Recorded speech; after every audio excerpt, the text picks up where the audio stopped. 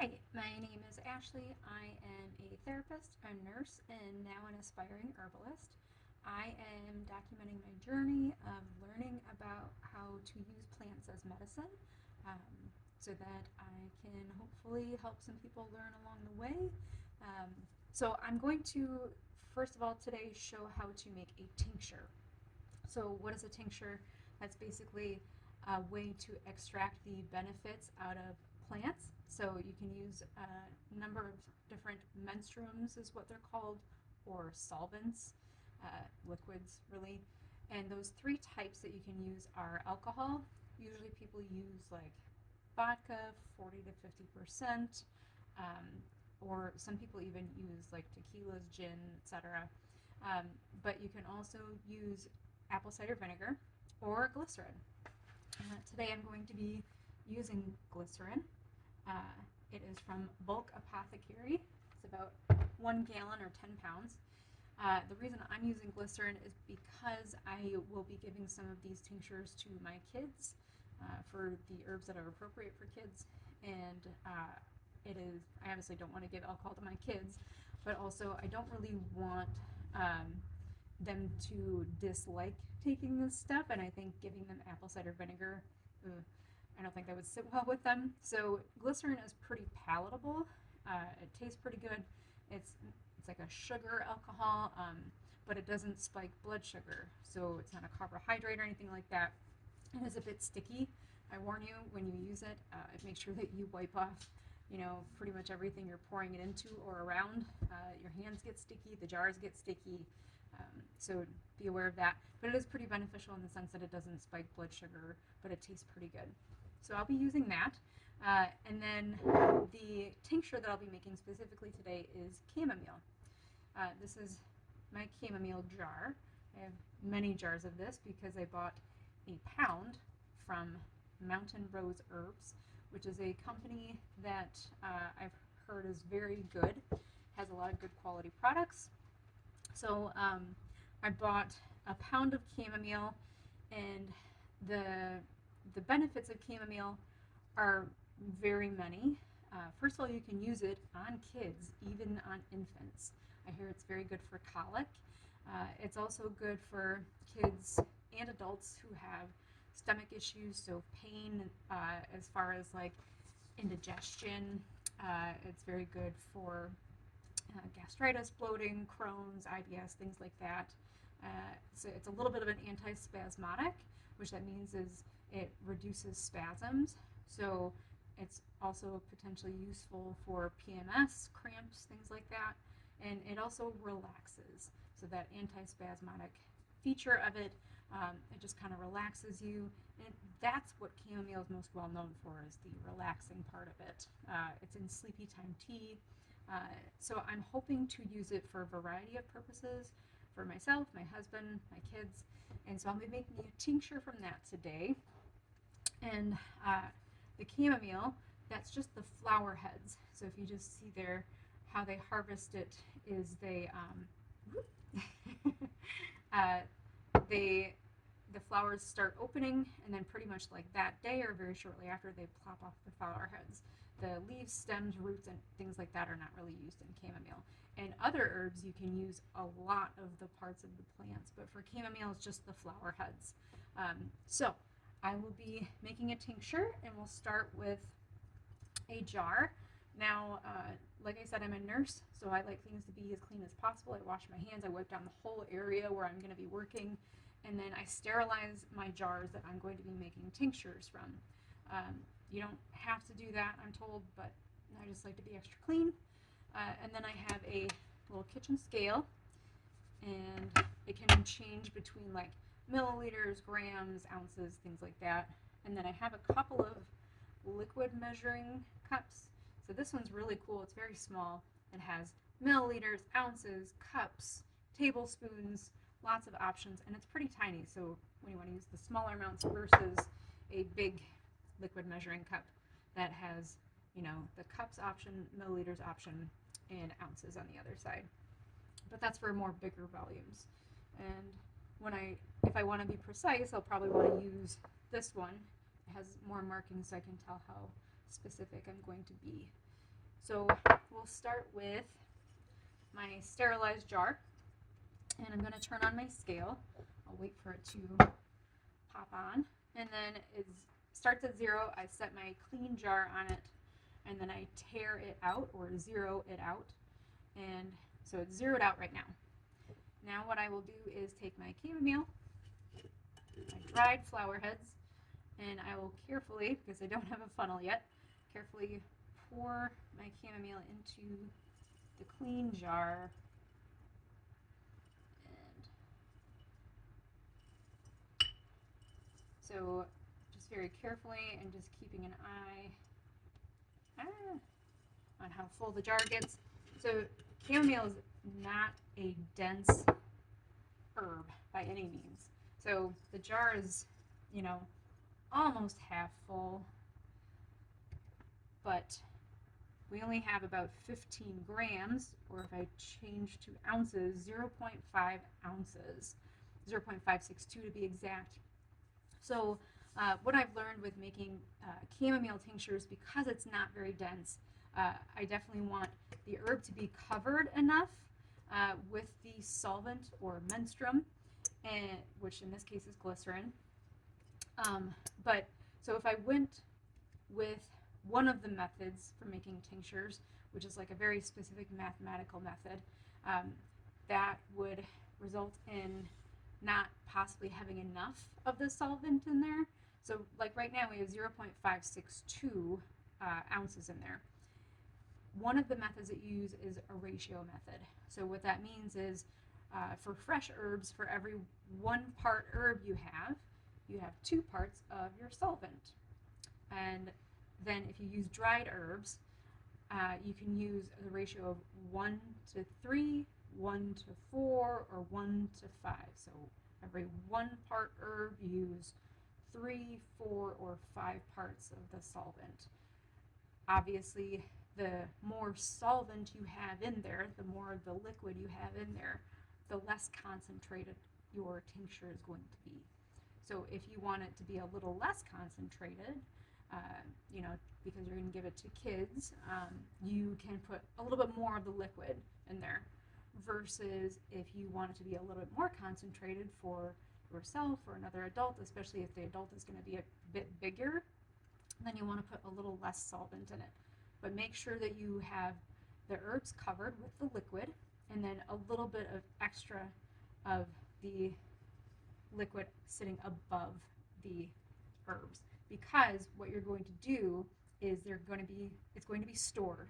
So once the liquid's in there, we're going to bottle it up, and we store it in a cool, dry place for 4 to 6 weeks. And every day you're going to shake it. If there isn't enough liquid in there, it's not going to disperse very well amongst the herb. So you're not going to get all of the wonderful, beautiful things that are in chamomile that help you. So what we'll do is we'll see what it looks like by using the ratio method. I've also read that there's a mathematical way of doing it, that for every 1 gram of herb, you use 5 milliliters of solvent. That doesn't seem like very much. It certainly, I don't think, would coat. Like if I put a whole gram, for every 1 gram in here, let's see, we'll go back to grams. So 15.93 grams. If we put per 5 milliliters, so if you got 15.93 grams, 45, 3 to 4, 9, 2, we would have 79.5 milliliters. So let's go ahead and measure that out and just see what it looks like. This is using a mathematical method. So 75 milliliters. I'm using my little tiny measuring cup there because it has so many markings on it that I can get pretty exact. So we'll do just under 80 milliliters. Anytime you're measuring something liquid, you'll want to do it on a flat surface, and make sure that you're not lifting it up from that flat surface to read where you're at. So I'm going to get down to eye level with it to make sure that I'm at where I want to be. So we're just right about there, 80 milliliters. Again, don't measure it by doing this. And I'm going to pour it into my chamomile. And glycerin has a very syrupy consistency, so it takes a minute for all of it to pour out of there, as you can see. And just trying to maximize the amount of glycerin that's in there. And so you'll take a look here. So we got pretty much everything in there. It is not really covering the chamomile. So we don't have enough liquid to do that method. So I'm going to go with a little bit more of the folkloric method, and that is kind of eyeballing it. That is not to say that it is not a good way to do it in the sense that like it's not exact, but because people have been doing it that way for apparently centuries. So like I said earlier, with fresh herbs they do a ratio of 1 to 2. Dried herbs it's 1 to 3, 1 to 4, 1 to 5. You can even go 1 to 6, where it's 1 part herb, 3, 4, 5, or 6 parts of the solvent. So I'm going to use the folkloric method for this, just to make sure my herb is fully covered and that there's enough of the liquid left in there that when I shake it every single day for the next 4 to 6 weeks, I'm really getting all of the liquid is kind of getting through all of the plant, so that's extracting as much of the good stuff from the chamomile as possible. So I'm going to add more of the glycerin to my jar to definitely cover enough of the herb, and then have a little bit more liquid over top of that. And my scale is getting mad at me, it's too much. So now, here's what I have. So there's all the wonderful chamomile, and some of it's starting to float to the top. And there's my glycerin, the clear part, and it's definitely covered the herb, and then it's got about an inch of liquid over top of that. So I'm going to call this a beautiful start for this tincture. And I'm going to call it, I would say it's about a 1 to 2 ratio, because there is so much of the jar left. There is, a good amount of chamomile in there, and there's a good amount of solution in there. And when I shake it every day, there is enough liquid in there to kind of make sure that all of the herbs are being coated. And I'm going to place a clean lid, of course, on top of it. And I'm going to label it. So when you label tinctures, there's definitely a lot of things that you want to include on there so that you don't forget.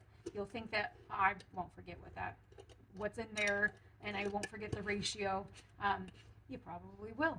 I know I will. So I'm going to make sure that it is properly labeled.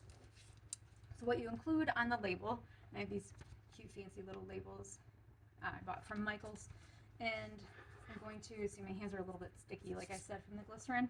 It's not too sticky yet, but I'm going to label this tincture with the name of the herb. So I'm going to put chamomile. You can put the scientific name for the herb. That's perfectly great, fine, absolutely. I'm just going to keep it simple, especially because this marker that I'm using to write on it, it's like the little chalkboard labels. So it's a Sharpie chalk marker, and it's very fat. So I can't fit a whole lot on there. So I'm going to write chamomile, that's the herb that's in there. I'm going to write the ratio. And it looks to be about, we'll say 1 to 2. 1 to 2 is my ratio. And then I put the solvent or menstruum that is in there, which is glycerin. And then I put the date. And that is mainly because we want to know, so from this date until I always err on the side of caution. I want to get the most out of those plants. So I'm going to wait 6 weeks from today to do what needs to be done next, which is to strain all of the liquid out. And then that will go into a separate amber bottle. Basically any bottle that is opaque or mostly not see-through. You can't have like a clear bottle of your tincture in it, because if it's exposed to light, the potency of the tincture will be affected. So you want to make sure that when you finally strain this, that you have some amber bottles or I've seen very pretty green bottles used or blue bottles. Those are gorgeous. But whatever is available to you, the liquid will eventually be strained out and put into those bottles. And we want to make sure that we're getting the most out of those plants as we can. We don't want it affected by light. So I'm going to label that tincture. And like I said, you're going to store it in a cool, dry place for 4 to 6 weeks. You'll shake it once a day. And then at the end of that 4 to 6 weeks, you will strain it out. I'm going to do a separate video on that when it's time to open these babies.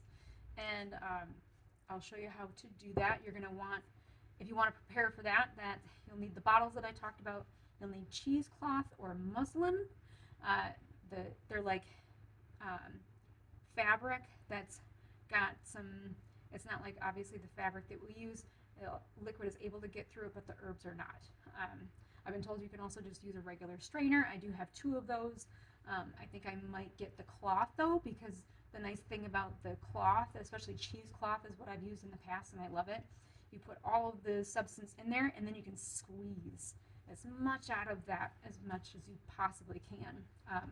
So I will show you how to do that in the future, but this is your beautiful chamomile tincture, and we're going to let that do its thing for the next 4 to 6 weeks. And I will be doing another tincture in just a few minutes of echinacea, and I'll show you how to do that. Thanks.